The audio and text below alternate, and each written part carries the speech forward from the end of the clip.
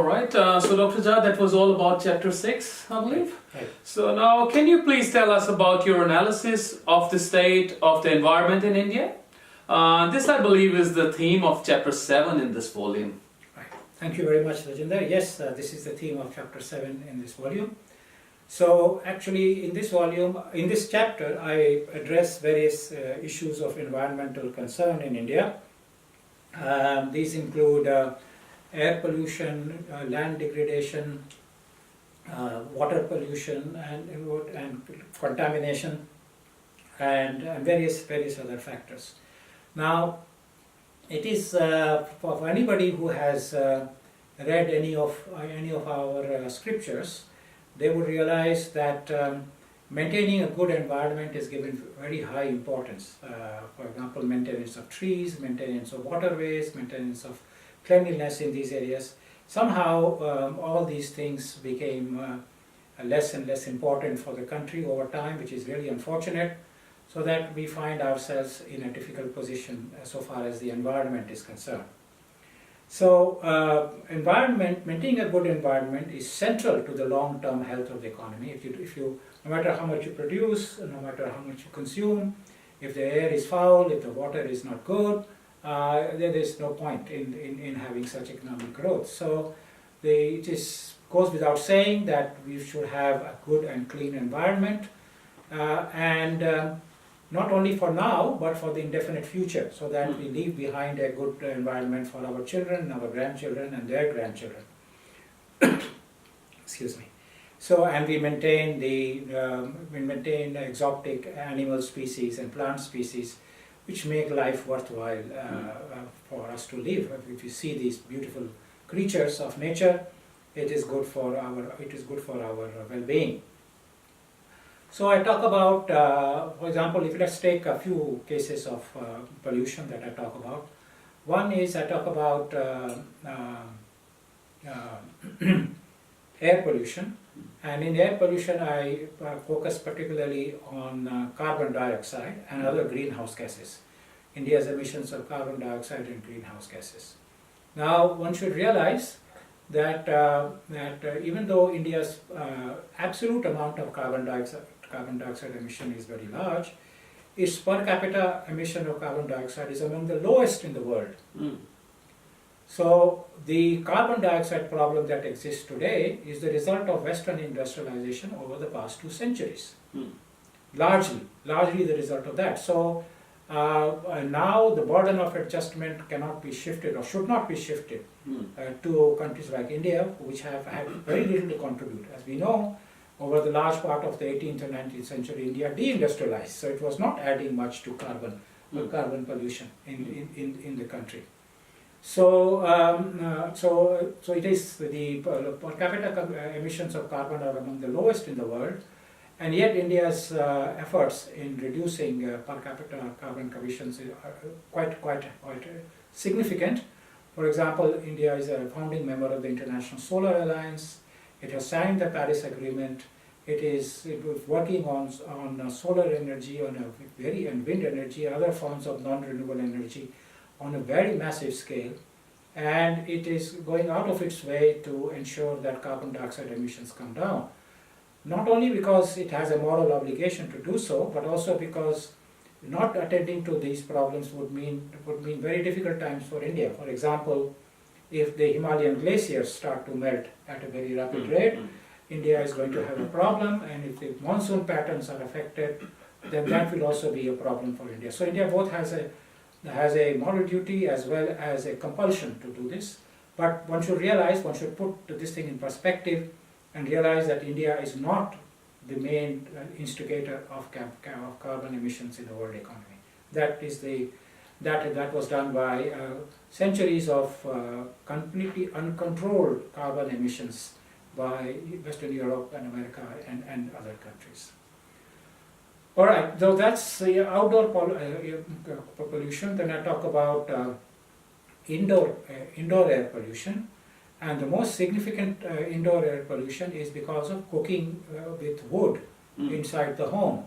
Now this is a very significant issue in India because many households all over the world, particularly those living near forests, they cut down trees to for firewood in their kitchens, and that of course it has the most significant effect is that it really fouls up the atmosphere within the environment within the household. So the ladies, primarily ladies who cook on these stoves, their lungs get polluted very fast, and it is as if they were smoking, many cigarettes a day. That is the effect on their lungs, even though they don't smoke. All right. And the children who live nearby, who live in the household, the other people, anybody who lives in the household, everybody's lungs get polluted, and they get sick, they get asthma, they get other types of very serious diseases, which leads to a loss in productivity and wages, and that makes them even poorer. And on the other hand, this practice destroys trees and reduces the carbon sink that is available for capturing carbon dioxide emissions in the country. So I discussed the importance of that, and I discussed these very significant recent policy program instituted by the government, which is the Ujjwala program, whereby these particularly people from the lower echelons of society are provided with free LPG connections, liquefied petroleum gas connections, and they are weaned away from firewood.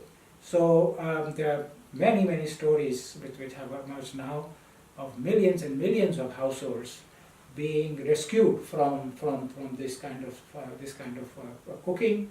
So they don't rely on firewood anymore, and that leaves them with better health, that leaves them with better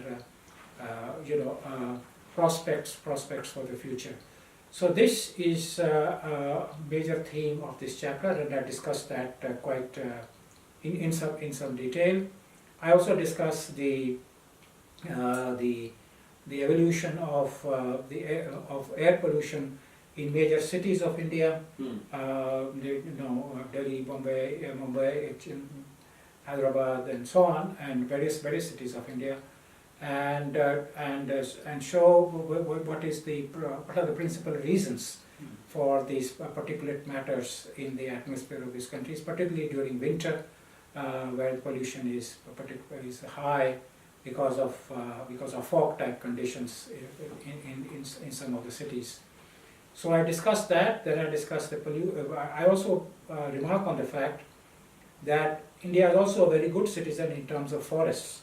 India's forest area is still among the best in the world in terms of not total forest area, but not just total forest area, but total forest divided by land, by the size of the country, and also that it is also doing pretty well in terms of reforestation compared to many countries in the world.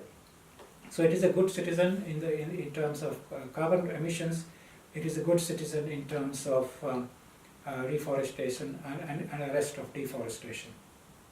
I discussed water pollution, river pollution, and how it has evolved over time, contamination of inland waterways, for example ponds and lakes and so on, how that they have been contaminated over time, land degradation which has occurred quite significantly in India, and how to replenish land degradation by the appropriate use of fertilizers and soil health cards which are now being used in India. So these are some of the things that are discussed in terms of water pollution, and then of course land degradation is separately an issue in this chapter. So how is the fertility of the land being affected by various factors, and what can be done to arrest the decline in fertility? How can India respond more proactively to the implications of carbon emissions on patterns of monsoons? What does carbon emission, the increasing carbon emission in the world economy, mean for agricultural productivity in India, and what can be done to arrest the impact of the carbon emissions on the pattern of monsoons and ensure that India has a safe agricultural future.